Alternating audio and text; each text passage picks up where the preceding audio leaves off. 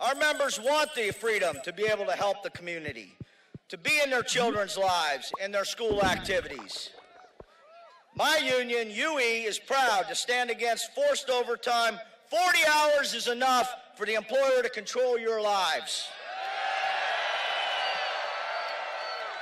Overtime, 40 hours is enough. For decades, working people in the communities they live in have been beaten down by greedy corporations while they pay themselves millions in bonuses and stock options. This is wrong. It's a failed model, and we in 618 and 506 in Erie, PA, and our community intend to change that. We are fighting for every worker's right to family-sustaining wages, good pay, decent benefits, and solid work protections for all. It's time for men and women to make a stand. And with the help of our community, our politicians like Bernie Sanders, and the great people here today, we are making that stand. We will bring unions back to America. We will bring justice back to America. We will make the American workers proud again. Thank you.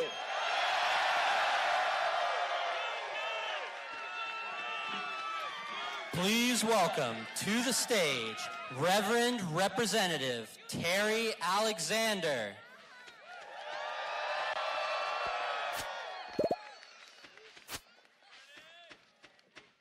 Good afternoon. So this is how you do it in Brooklyn, huh? We need to take this all over America, right? This is how we do it. Listen, I am not from New York, and you're going to hear that in my drawl in a few minutes. I'm from the great state of South Carolina. So you may be wondering, why am I here?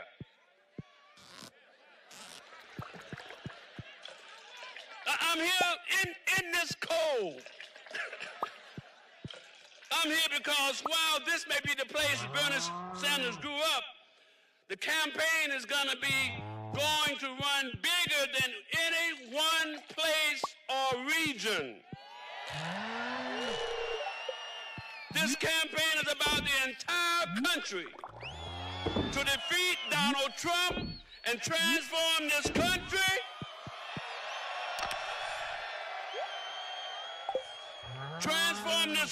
into a compassionate, progressive country we know that it can be. This campaign is about creating America that provides equal opportunity, creates equal justice under the law, and extend equal rights for all.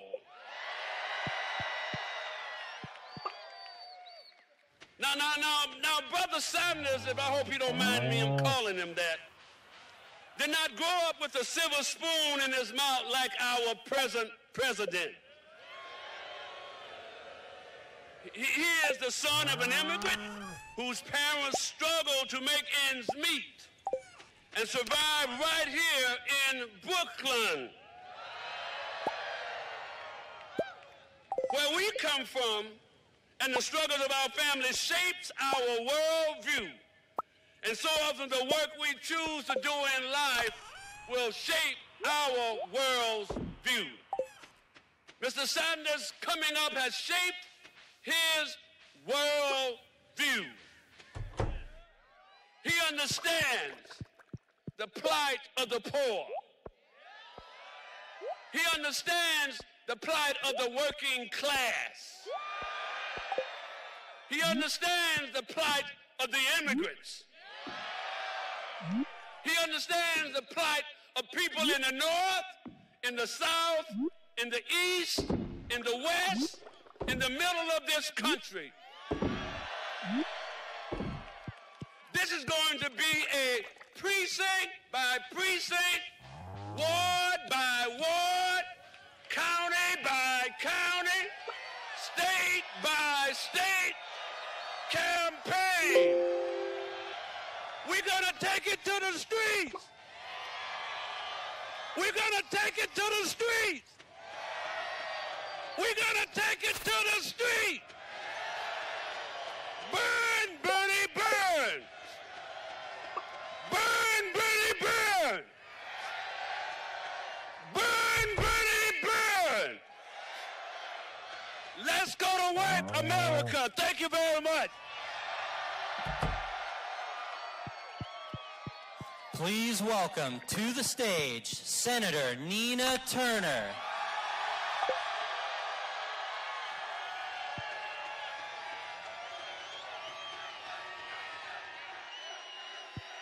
Brooklyn! Brooklyn in the house! Wow, the Reverend did that, didn't he? You know, I want to take a page, Brooklyn, if I might, if I may, from the Reverend Dr. Martin Luther King Jr. when he said that the measure of a man is not where they stand in times of comfort and convenience. And if I may paraphrase, it's where they stand when things are sure enough going wrong. That's the measure of a man.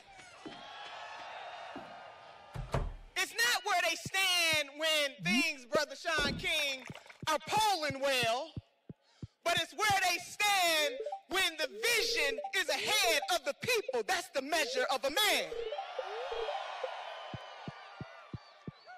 And I submit to you, Brooklyn, your homegrown senator has shown throughout his life his measure. And we firmly understand the mission, but today you're going to understand the man. When you are willing to stand up and say in the face of people saying that it will never happen, that in this country it is immoral for folks not to have health care, that's the measure of a man. When you are willing in the 1980s to be one of only 2 white elected officials to stand by the side of the Reverend Jesse Jackson when he's running for president, that's the measure of a man. When you are willing at the age of 19 to know that in Chicago, housing discrimination against African-American folks was rotten to the core, and you are willing to be chained to a black woman on the front line, that's the measure of a man.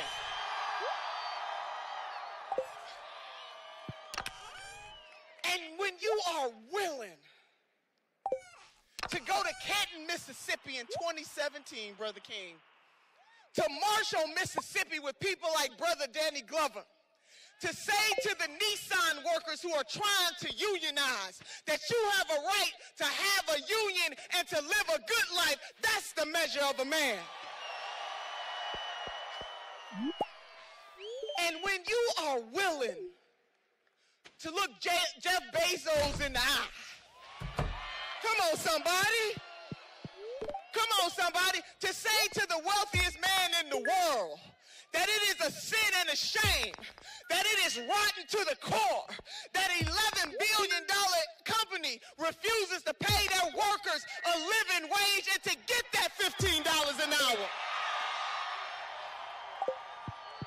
Baby, that is the measure of a man. And when you dare during the debates in 2016, when the question is asked of you, what is the greatest existential crisis to this nation? And you say boldly, climate change, that's the measure of a man.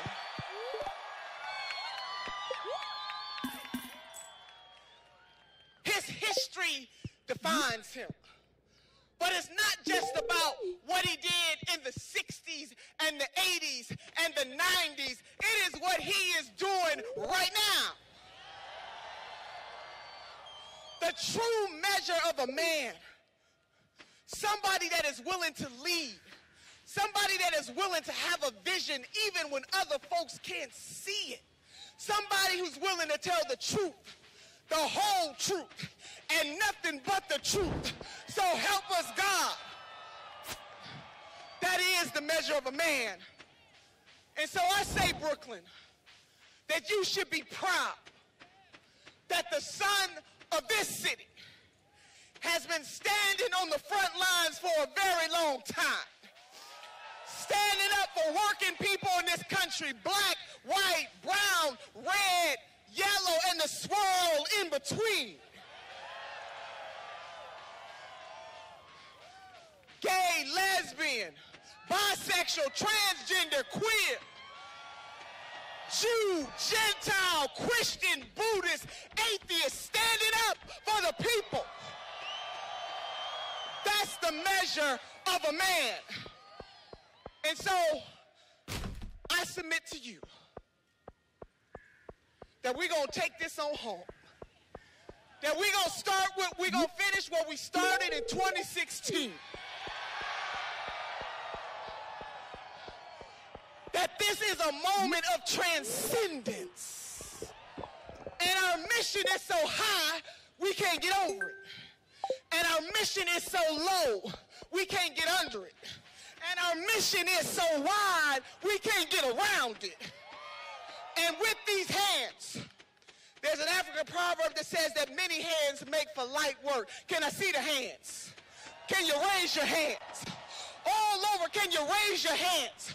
With these hands, we're going to transform this country in a way that they've never seen before. With these hands, we will have Medicare for all. With these hands, we will have college for all. With these hands, we will make sure that the working poor and barely middle class in this country have a system that answers to them. With these hands, we will rise.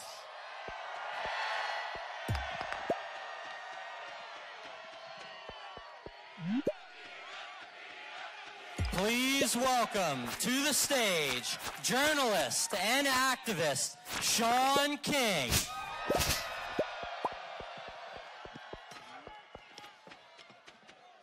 Brooklyn, what's up?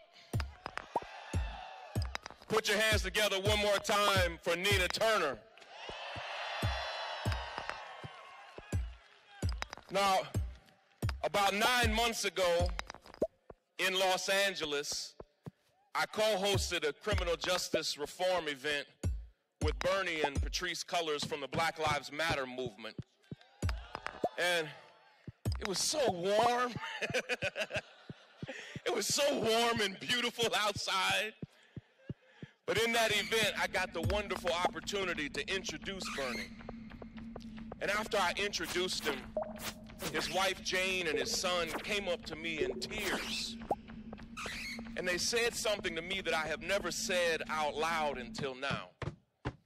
They said, Sean, all these years, we've never heard these stories that you told about our Bernie. I hardly believe it. And they told me that Bernie just never wanted anybody to feel like he was using his time in the civil rights movement for his own personal gain. And the truth is, that's what we love about Bernie. But here's the thing. Because most of us never heard these stories about him growing up here in Brooklyn or being a real activist in the civil rights movement in Chicago, because we never heard those stories, for most of us in our minds, Bernie has always been a disheveled, gray-haired, bespectacled politician. Like for most of us, Bernie starts in our mind for who he is right now today. And don't get me wrong, I love who Bernie is today, but I need to tell you a little bit about how he got here. Here's why. Listen. His journey to this moment is so much of what makes him special and what makes him different. And it's his journey here, not just his political views, not just his policy plans and ideas. It's his journey to this moment that makes me trust this man with our future. Listen, Bernie Sanders was born right here in Brooklyn, the same year the Holocaust began.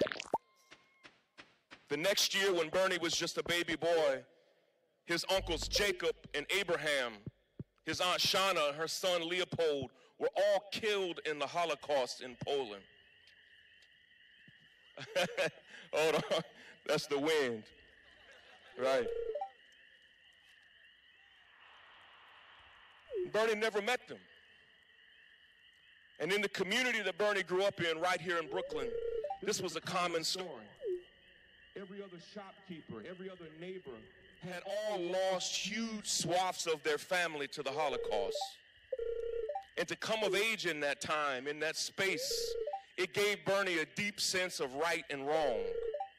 But I also think that the trauma that Bernie's family faced and experienced, it also meant that you really didn't talk about your pain. It was just too hard. And right before Bernie started school here at Brooklyn College, his dear mother Dora passed away. And just 2 years into his time at the University of Chicago, his father passed away as well. And so you have this young 19-year-old man whose father narrowly escaped the Holocaust, whose parents both passed away. You have young Bernie Sanders alone in Chicago at the height of the civil rights movement. And I need you to understand that we must reject this idea that who Bernie was in the 1960s is irrelevant. I reject it. Because who you are and what you do, what you fight for, who you fight for, and who you fight against, it's always relevant. Listen, 20 years from now, 30 years from now, 40 years from now, when people step up and run for office, what they did and where they were during the Black Lives Matter movement, it will mean something. Where they were during the Muslim ban, where they were when immigrant children were being ripped away from their families, it's all going to matter. And here's the truth. If what Bernie did in the 60s doesn't matter now, then what we're doing right now doesn't matter, and you and I know it does. Nina quoted it earlier. Dr. King said, "The ultimate measure of a man is not where he stands in moments of comfort and convenience, but where he stands in times of challenge and controversy." Bernie was just a teenager when he moved from Brooklyn to Chicago. And it was the most tumultuous and challenging time that this nation had faced since the Civil War 100 years before that. And most Americans, particularly most white Americans, remained completely silent. And it was that silence in the face of lynching, in the face of water hoses, in the face of bombings of homes and churches, in the face of assassinations, in the face of attack dogs being released on children. It was actually that white silence that broke the heart of Dr. King as he languished in the Birmingham jail. And it was that silence in the face of evil that Dr. King said actually tells us more about the soul of America than the brutality itself. Bernie loved Dr. King, young Bernie.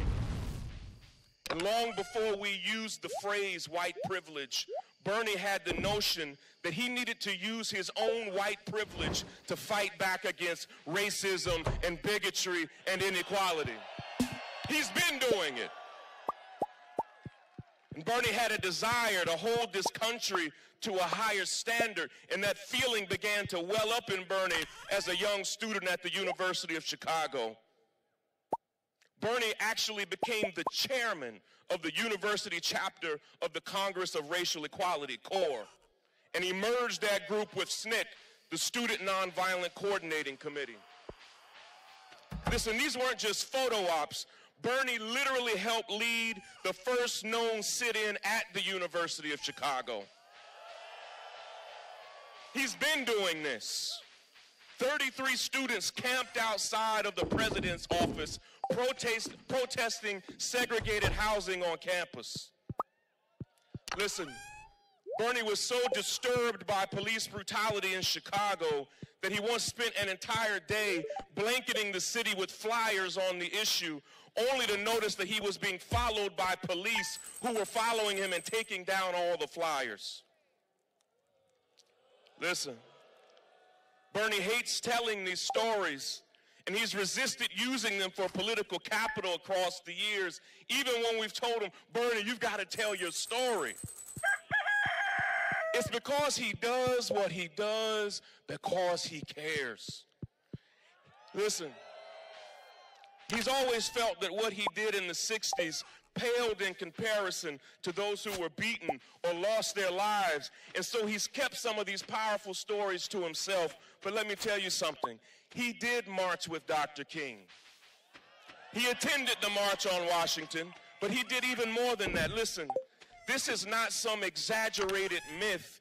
This is the origin story of a political revolutionary. Let me tell you, in 1963, just 9 years after Brown versus the Board of Education, the white power structure in Chicago was still fighting against school equality like their lives depended.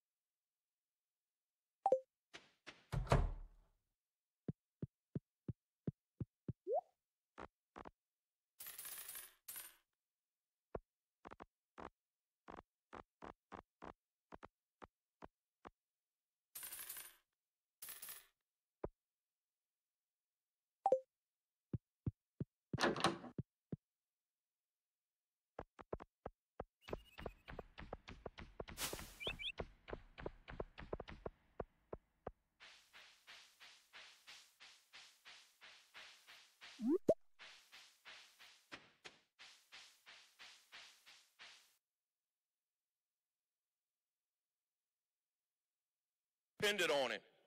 They literally treated black children in Chicago like they had the plague. And not only were black schools underfunded, they were overcrowded and bursting at the seams. And at the same time in Chicago, every single black classroom was past capacity. Sometimes school children were sharing chairs and desks and sitting on the floors. And a report found that 382 white classrooms across Chicago were completely vacant. Mayor Richard Daley and the school superintendent Benjamin Willis decided that before they would allow a black child to fill a white classroom, they would start putting raggedy trailers on playgrounds and in parking lots to give space for black students. And those trailers were broken down. They were scorching hot in the summer and bitterly cold in the winter. And they would allow rats to come in and out of the trailers at will. And these awful trailers became known around Chicago as Willis wagons, named after Benjamin Willis, the school superintendent. And just a few days before the March on Washington, listen to this. In August of 1963, the city of Chicago was about to install some more Willis wagons for black school children. And a brave group of interracial local activists and organizers decided to put their bodies on the line and block the installation of those trailers. And Bernie was one of those activists. Listen, Bernie Sanders literally stood in front of bulldozers to block the installation of those Willis wagons. And as Nina said, those young activists literally chained themselves together. And out of reverence for what activists in the South were doing, Bernie has downplayed this demonstration, but it was a powerful moment in the student movement. Side by side with two black women, Bernie chained himself to them and refused to move. Listen. Even when the Chicago police told them that they were going to arrest Bernie and forcefully remove him, he refused. Even when they decided to arrest Bernie and pick him up and carry him out of that parking lot, he kicked and screamed and resisted the entire way. Have you seen that photo of the police carrying Bernie? I love that photo. He won't even let his feet touch the ground. Listen, and that photo to me is not just who Bernie was, it's who he has been his entire life. Bernie has been giving the man hell since the day he was born. He's been doing it. And for you to tell me that all of that means nothing is preposterous. It means everything. Bernie was a protester. He was an activist. He was an organizer. And he is literally the only person in the United States Senate with this story. I could tell you a dozen more stories, but I wanted to tell you who Bernie Sanders was when it counted. I wanted to tell you who he was before we knew him, before we ever felt the burn, before he ever ran for office, before he was ever a national figure. He was a fighter for the people. Listen, he has always rejected the status quo. He spoke out against apartheid in South Africa when crazily that was an unpopular thing to do. And even today, he speaks out against apartheid-like conditions in Palestine, even though it's not popular. Listen, I don't care when 45 calls him Crazy Bernie, because he is just a little crazy. And I think all of us got a little crazy in us, if you know what I mean. Here's how I was in California when Bernie Sanders went to Disneyland and literally said that he did not think that Mickey Mouse and Goofy approved of Disney not paying their workers a living wage. You got to be a little crazy to do that. Who does that? How is it that 1 in 10 of their workers had been homeless the past 2 years? That 2 out of 3 of their workers were food insecure, and 3 out of 4 of them don't even make enough money to pay their rent.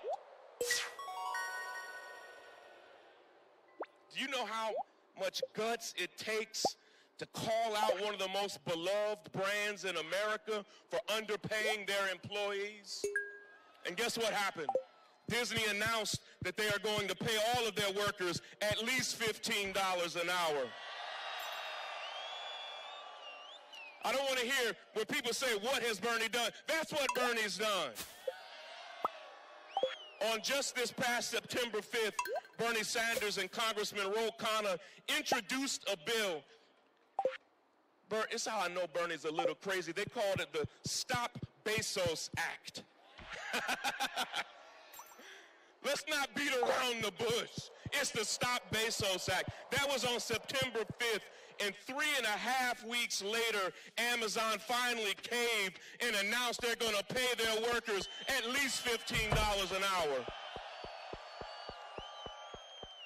Listen, in 2016, like so many of you, I campaigned hard for Bernie to be president. And to this day, I still believe that he would have beaten Donald Trump.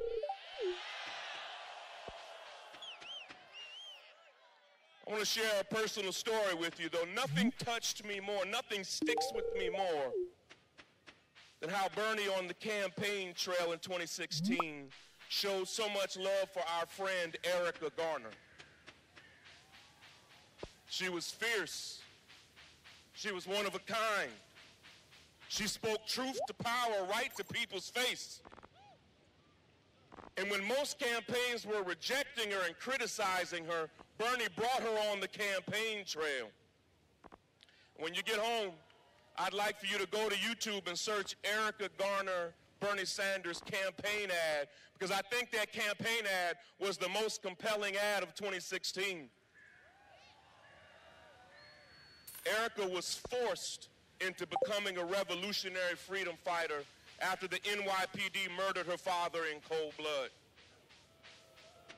I know we might be on TV right now, but Erica had a bullshit detector, and she could see BS from a mile away. And so many politicians had looked her in her face and lied over and over again about the justice they were going to give her family. And Bernie was one of the only political leaders that she trusted. And she loved him. And she gave her life fighting for justice for her father, Eric Garner.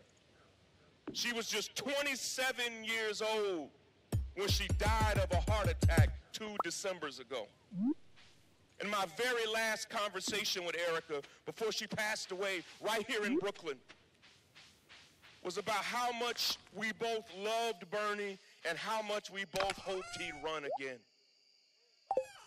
Listen, she loved him because she knew that at his heart, he was just an activist pretending to be a politician.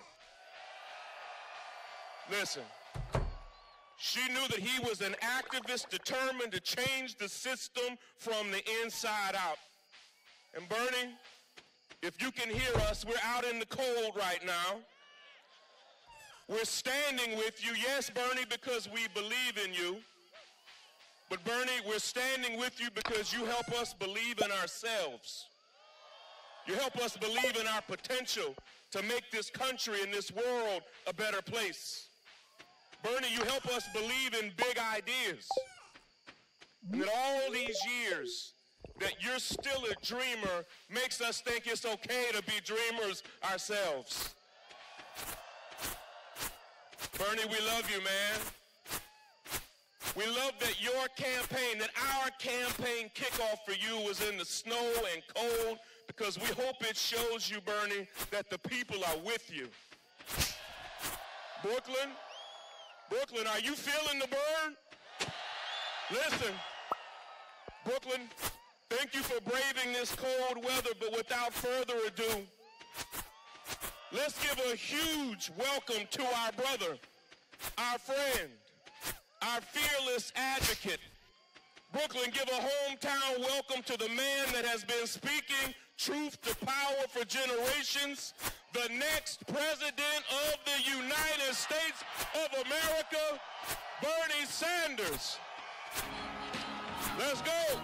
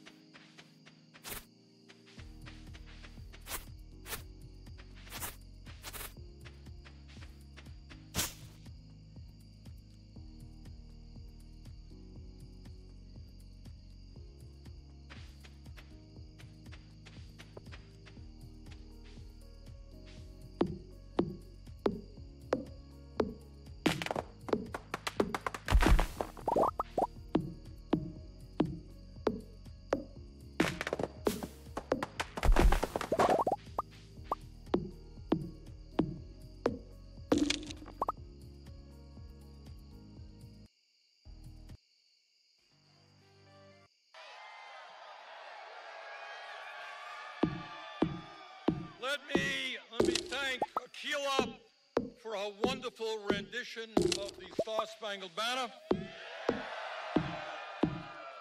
Let me thank Scott Shawson, who is standing up not just for the workers in Erie, Pennsylvania against corporate greed, but for every worker in America. Scott, thank you very much. And let me thank Representative Terry Alexander of South Carolina. And Terry is right. This is going to be a 50-state campaign. We're not going to concede one state to Donald Trump. And let me thank my very good friend, Nina Turner. Nina has been with me all across this country. Nina has helped develop one of the great grassroots organizations in this country, Our Revolution. And Nina is mobilizing people from one end of this country to the other. Justice. Nina, thank you very much. And let me thank Sean King. All over this country, and I'm going to say a few words about it today and more tomorrow, people understand we have a broken criminal justice system, and there are few people in America more than Sean who are fighting to change that system. Sean, thank you. And lastly, let me thank my wife and my family. Thank you, Jane and Levy and David and Heather and Karina and all my beautiful 7 grandchildren for the support you've given me.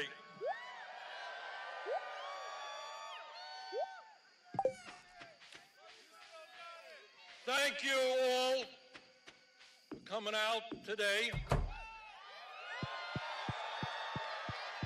And let me thank the weathermen for giving us Vermont weather. Thank you.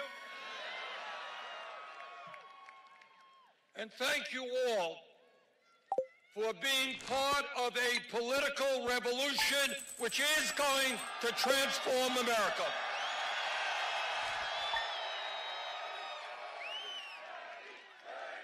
Thank you.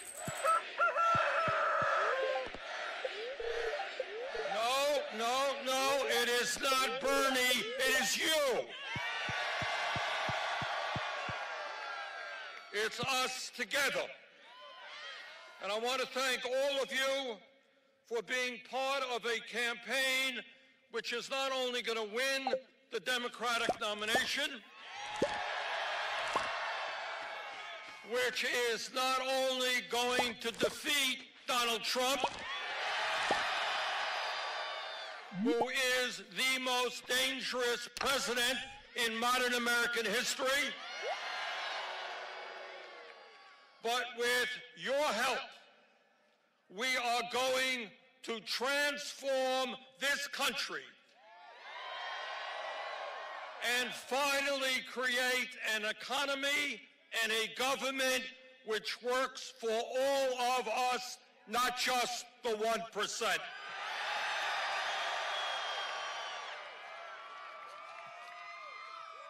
Today, at our very first rally, I want to welcome you to a campaign which says loudly and clearly that the underlying principles of our government will not be greed, hatred, and lies. It will not be racism, sexism, xenophobia, homophobia, and religious bigotry. It will not be tax breaks for billionaires and efforts to throw millions off the health care that they currently have. This campaign is going to end all of that.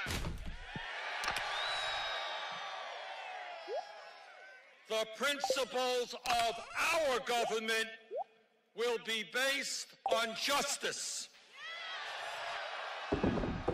on economic justice, on social justice, on racial justice, on environmental justice. Today, I welcome you to a campaign which tells the powerful special interests who control so much of our economic and political life that we will no longer tolerate the greed of corporate America and the billionaire class. Greed which has resulted in this country having more income and wealth inequality than any other major country on earth.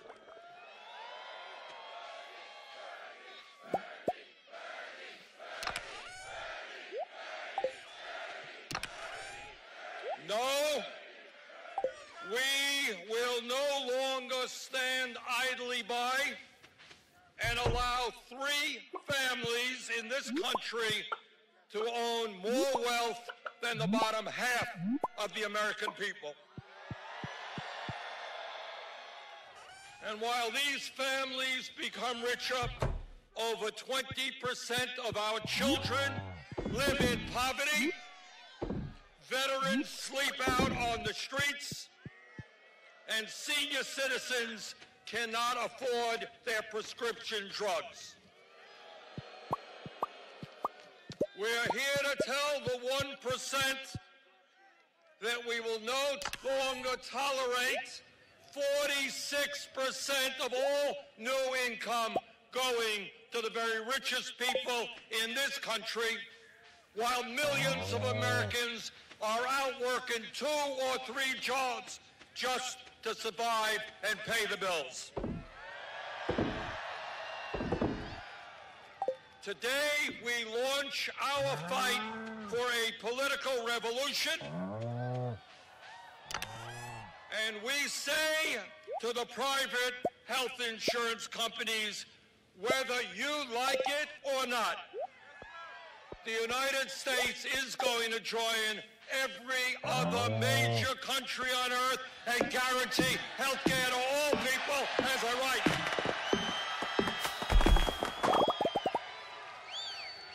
And you can spend all of the money you want against us. We will have a Medicare for all single-payer system.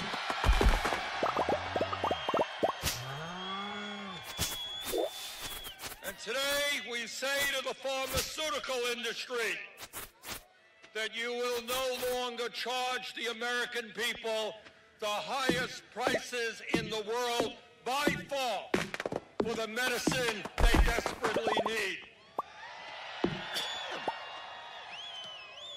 Whether you like it or not, your greed is going to end, and we are going to lower the cost of prescription drugs in this country.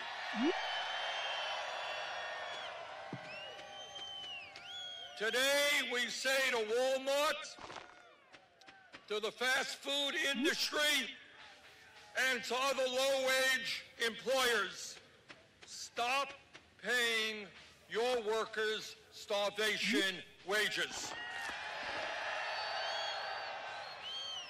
Yes, we are going to raise the minimum wage in this country to at least $15 an hour. And we are going to make it easier for workers to join unions.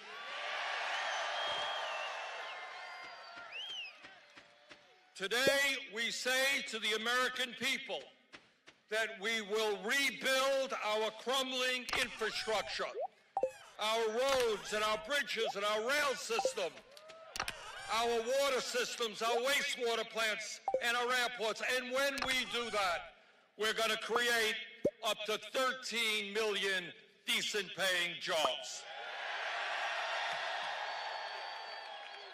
And today we say to the parents in our country that you and your children deserve quality, affordable child care.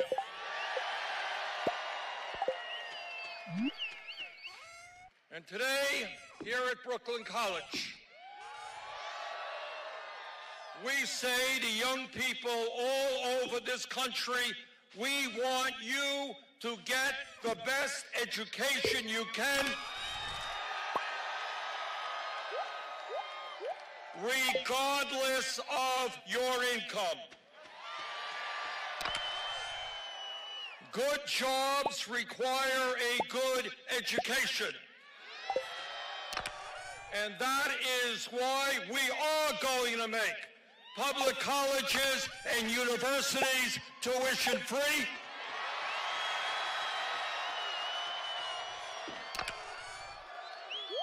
And why we are going to substantially lower the outrageous level of student debt in this country. America once had the best educated workforce in the world, and we are going to make that happen again. And today, we say to our senior citizens in Vermont, in Brooklyn, in California, we know you cannot survive with dignity on $14,000 a year Social Security. My Republican colleagues in the Senate want to cut Social Security benefits. Well, we've got some bad news for them. We're going to raise Social Security benefits. Today, we say to Donald Trump and the fossil fuel industry that climate change is not a hoax, but it is an existential threat to our country and the entire planet. And we intend to transform our energy system away from fossil fuel and into energy efficiency and sustainable energy. And when we do that, we're going to create millions of good-paying jobs. All of us and every person in this country has a moral responsibility to make certain that the planet we leave our kids and our grandchildren is a planet that is healthy and habitable.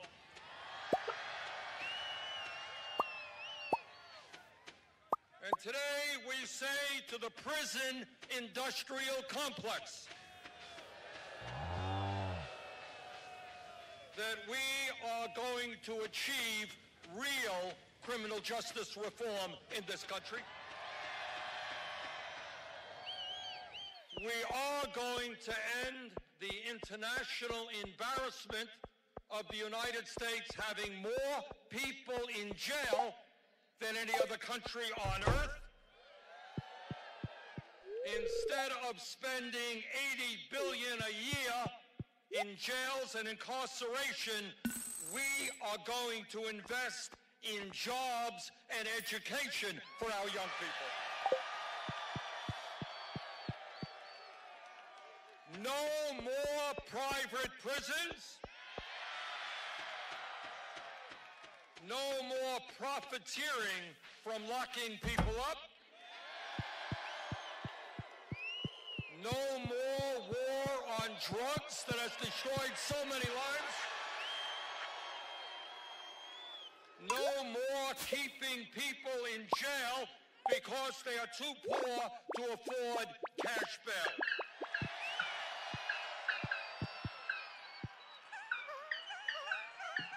And by the way, when we talk about criminal justice reform, we are going to change a system in which tens of thousands of Americans every year get criminal records for possessing marijuana, but not one major Wall Street executive went to jail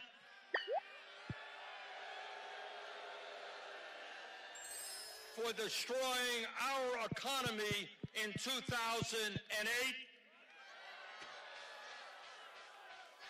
No, they didn't go to jail. They got a $1 trillion bailout. Today, we say to the American people that instead of demonizing the undocumented immigrants in this country, we are going to pass comprehensive immigration reform and provide a path toward citizenship. We're going to provide legal status to the 1.8 million young people eligible for the DACA program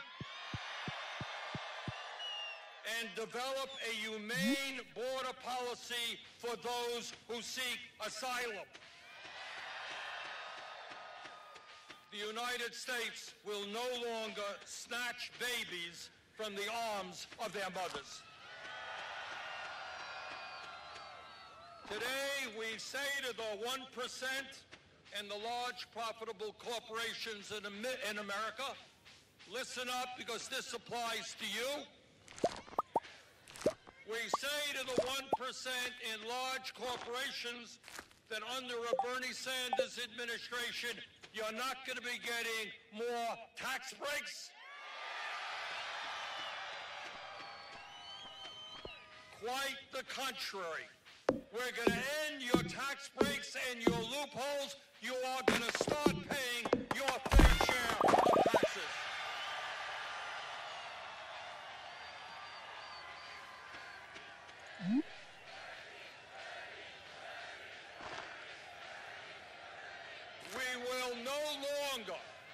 We will no longer accept the absurd situation where large multi-billion-dollar corporations like Amazon, Netflix, and General Motors pay nothing in federal income taxes. And we're not going to allow these corporations and the billionaires to stash their money in the Cayman Islands and in other tax havens.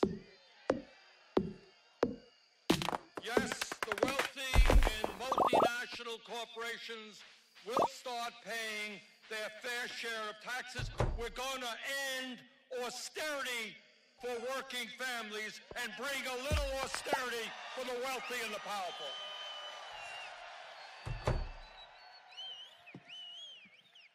Today, we say to the military-industrial complex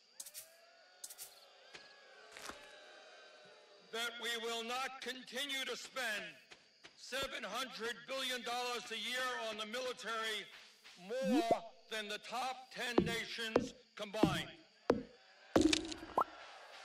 We're going to invest in affordable housing. We're going to invest in public education. And we're going to invest in our crumbling infrastructure. No more major investments in never-ending wars.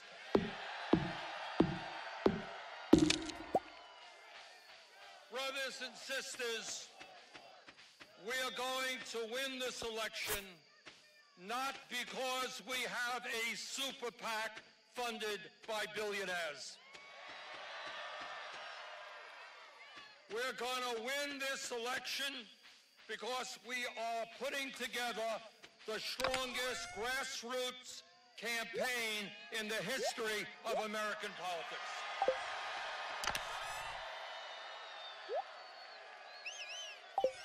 Donald Trump wants to divide us up based on the color of our skin, based on where we were born, based on our gender, based on our religion or our sexual orientation. What we are about is doing exactly the opposite. We're going to bring our people together.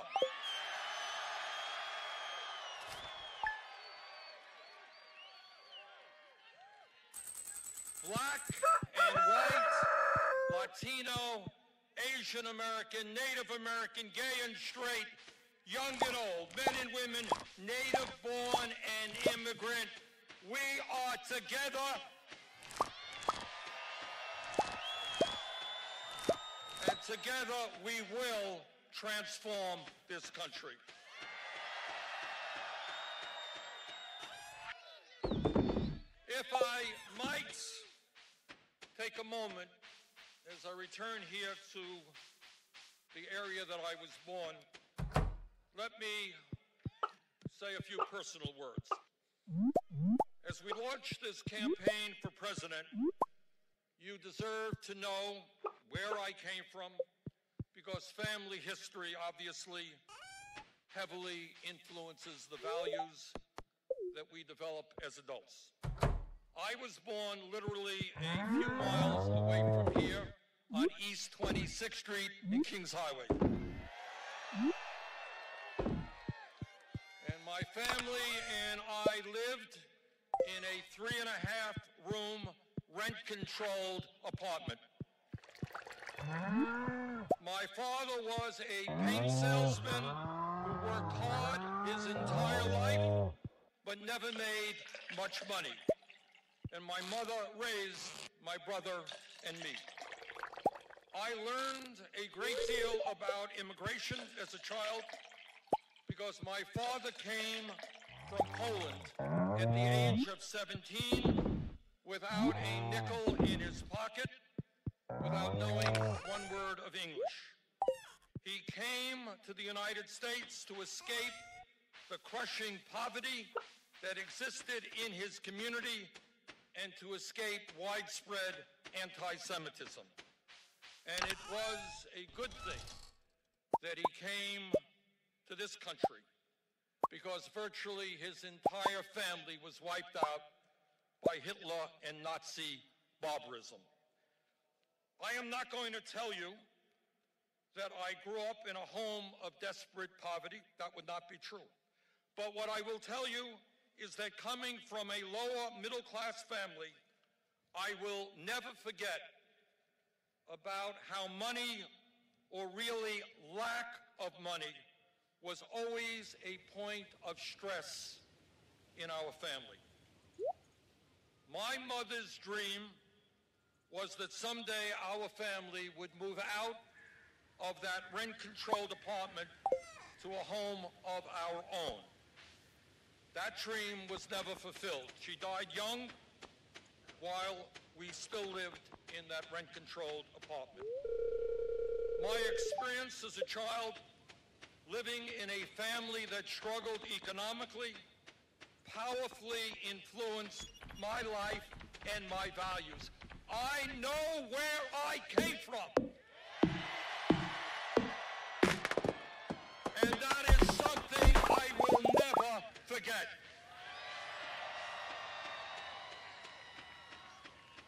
Unlike Donald Trump, who shut down the government and left 800,000 federal employees without income to pay their bills, I know what it's like to be in a family that lives paycheck to paycheck. Now, it is true, I did not have a father who gave me millions of dollars to build luxury skyscrapers, casinos, and country clubs. I did not come from a family that gave me a $200,000 allowance every year beginning at the age of 3. As I recall, my allowance was 25 cents a week. But I had something more valuable. I had the role model of a father who had unbelievable courage in journeying across an ocean with no money in his pocket to start a new and better life. I did not come from a family of privilege that prepared me to entertain people on television by telling workers, "You're fired." I came from a family who knew all too well the frightening power employers can have over everyday workers. I did not come from a family that could afford to send my brother and me to an elite boarding school. In fact, I was educated proudly in high-quality public schools here in Brooklyn and began my higher education right here on this campus. I should also mention that my brother Larry graduated from Brooklyn College.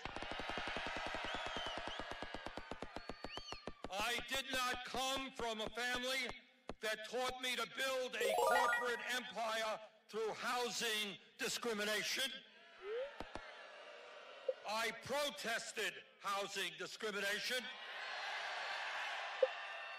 was arrested for protesting school segregation, and one of the proudest days of my life was attending the March on Washington for Jobs and Freedom, led by Dr. Martin Luther King, Jr.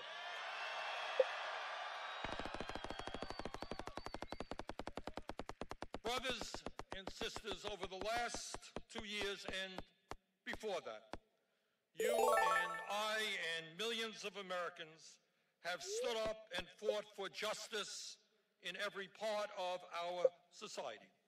And we've had some successes. Together, as billionaires and large corporations have attacked unions, destroyed pensions, deregulated the banks, and slashed wages, we have succeeded in raising the minimum wage to $15 an hour in states and cities all across this country. And together, we forced Amazon and the Disney Corporation to do the same. And together, we have stood with teachers all across this country who went out on strike to fight for better schools for their kids. Together, as the forces of militarism have kept us engaged in never-ending wars, we have stood together and fought back. For the first time in 45 years, we have utilized the War Powers Act to move us forward to end the horrific Saudi-led war in Yemen.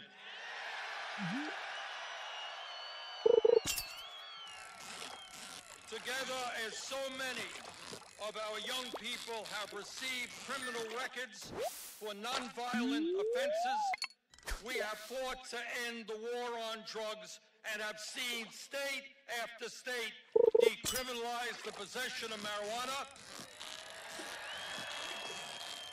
and are beginning to see states and communities expunge the records of those who are arrested for marijuana. We have won some victories, but clearly we have a long, long way to go. And I am here to tell you that because all of the work we have done together We are on the brink of not just winning an election, but transforming our country.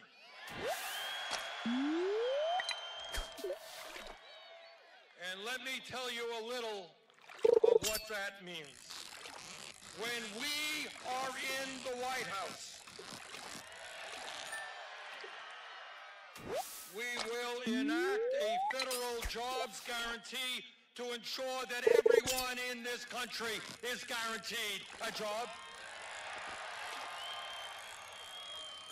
There is more than enough work to be done in this country. Let's get it done. When we are in the White House, we will attack the problem of urban gentrification and build the affordable housing this country desperately needs.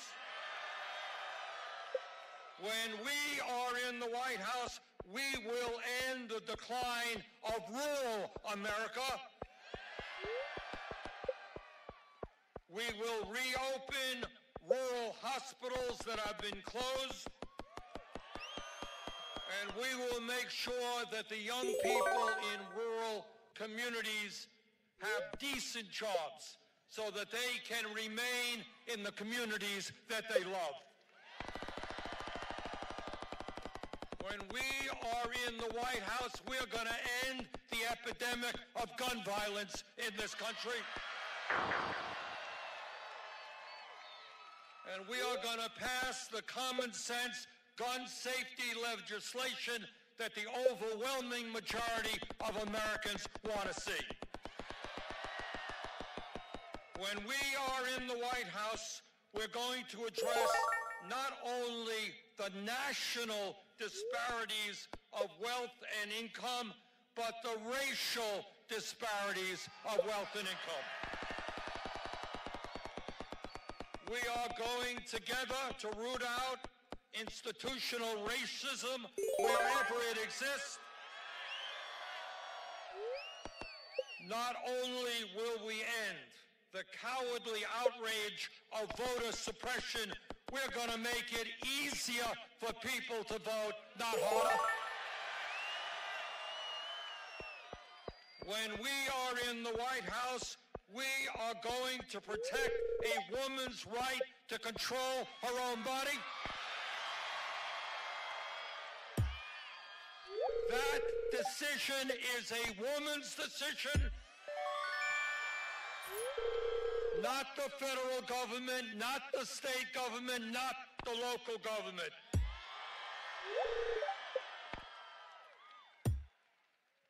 Please make no mistake about it.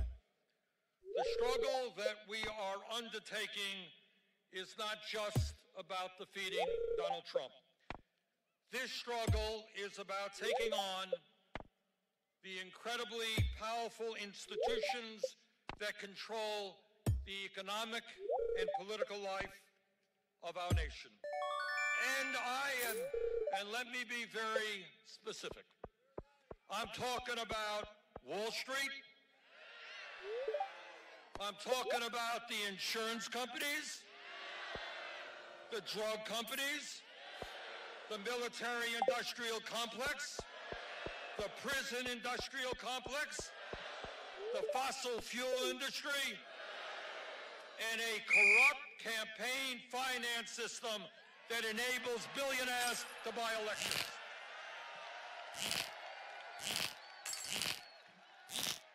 Brothers and sisters, we have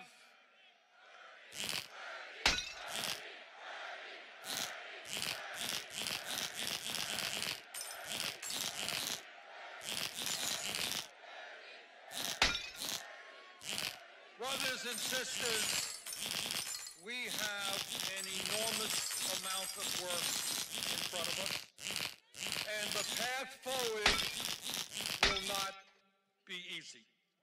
The wealthy and powerful elite who decade after decade have gotten everything they want will do all that they can to defend their financial interests. and they have an unlimited amount of money at their disposal.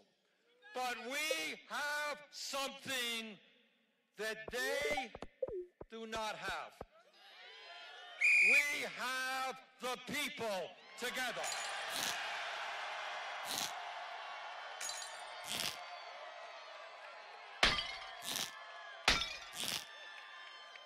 So this is what I believe. This is what I believe from the bottom of my heart.